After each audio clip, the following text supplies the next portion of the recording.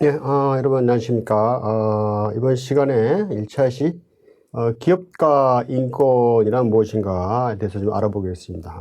우리가 이제 인권이라는 말은 여러분들 많이 들어보셨죠. 그런데 최근 들어와서 이제 인권에 대해서 상당히 그 중요성이 굉장히 부각되고 있죠. 그리고 또한 이런 부분은 어느 한 분야에 미치는 것이 아니라 우리가 살아가는 모든 삶의 분야에 대해서 영향을 미친다. 그렇기 때문에 마찬가지로 우리가 이제 기업에서 어떤 인권이라는 것이 어떤 의미를 뜻하는지 이런 부분에 대해서도 우리가 심도 있게 좀 생각을 해야 될 그럴 부분이죠. 그래서 일반적으로 이제 기업가 인권 이렇게 얘기를 하는데, 그러면 기업에서 인권이란 어떤 관계를 의미하는가, 이것을 이제 고려를 해봐야 되겠죠. 일반적으로 이제 기업이라 하면 우리가 이제 그 조직 내에서는 항상 이제 상하 관계가 유지가 되죠. 그랬을 때 그 상하 관계 범위가 어느 정도까지 그 허용이 되고 지시가 되는지, 그랬을 때 상하 관계에 따른 그 지시사항에 따른 어떤 인간의 권리적인 측면을 침해하는 것이 있느냐 없느냐, 이런 부분이 이제 그 현대사회에서 굉장히 중요하게 부각되고 있죠. 또한 이제 남성, 여성 이런 부분에 대한 차별, 이런 것도 마찬가지로 이제 인권적인 측면에서 우리가 좀 심도 있게 생각해 봐야 될 그런 문제가 되는 것이죠. 자, 그러면 이제 인간다운 생활할 권리, 이제 인권이란 무엇인가? 이제 보시면 우리가 이제 이건 이제 헌법 34조에 이전부터 있었던 내용입니다. 대표적으로 이 법의 권리로 규정된 내용이죠. 그래서 보시면, 자, 모든 국민은 일단 이제 인간다운 생활을 할 권리를 갖죠. 인간답게 살 권리가 있고, 그리고 두 번째는 이제 국가는 사회보장이나 사회복지의 증진에 노력할 이제 의무를 진다. 마찬가지로 이제 인권에 관해서 이제 국가의 책무가 좀 강조된 것이죠.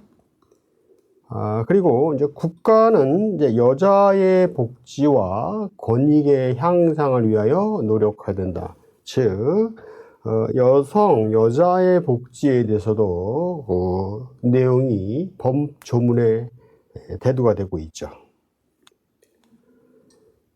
그리고 네 번째는 이제 국가는 노인 그리고 청소년의 복지 향상을 위해서 정책을 실시할 의무가 있고요.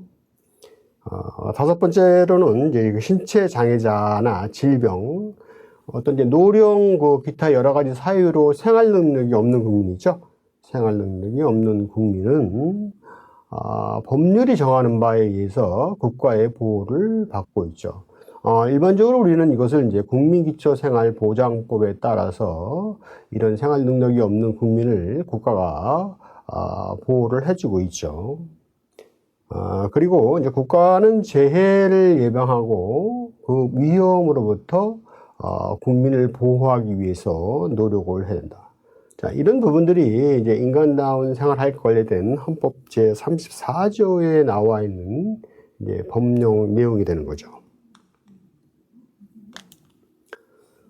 그랬을 때, 그러면 우리 이제 기업이라는 것은 무엇이냐? 일반적으로 이제 기업이라는 것은, 어떤 재화와 서비스를 생산, 유통시키는 어떤 사회적 단위에 해당한다 보고요. 그리고, 기본적으로 이제 기업이라는 것은 뭐 이익을 추구할 목적으로 하는, 비즈니스 활동을 하는 생명경제 조직체다. 그리고, 인간의 필요와 어떤 욕구를 만족시켜주는 재화 서비스, 그리고 생활 자원을 생산하는 생산 경제로서의 개별 경제 주체다. 이렇게 우리가 이제 기업의 개념을 좀 볼 수가 있고요. 그랬을 때 이제 기업에서 인권이 왜 필요하냐? 자, 이것은 이제 국제적으로 인정되는 인권을 존중해야 되겠고, 기업 운영과 활동이 이해관계자들에게 어떤 부정적인 영향을 미치는 것을 예방하고, 또한 이제 인권 침해가 발생했을 때 적절한 이제 구제를 제공해야 되는 것이죠. 그리고 이제 기업가 인권은 어떤 준법 경영이나 기업의 사회적 책임, 이런 것들에 대해서 인권과 어떤 밀접한 관계를 가지고 있기 때문에, 기업가 인권의 필요성은 필수적인 요소다. 이렇게 볼 수가 있고요.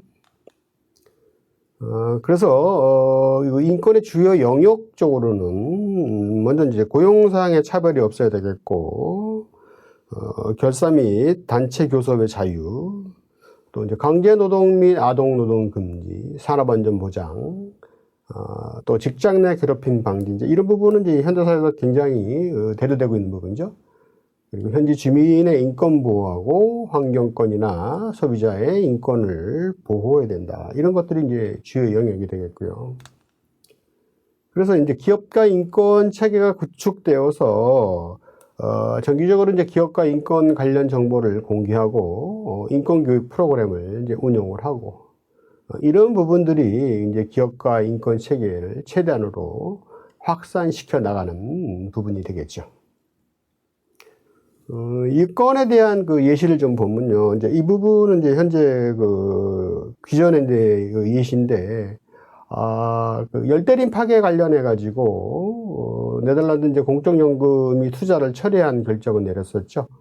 그래서 이제 이런 사례를 보더라도 기업가 인권의 그 도입을 통해서 인권 리스크를 적극적으로 이제 관리할 필요가 있다는 것을 이제 일깨워주는 하나의 예시라 볼 수 있고요.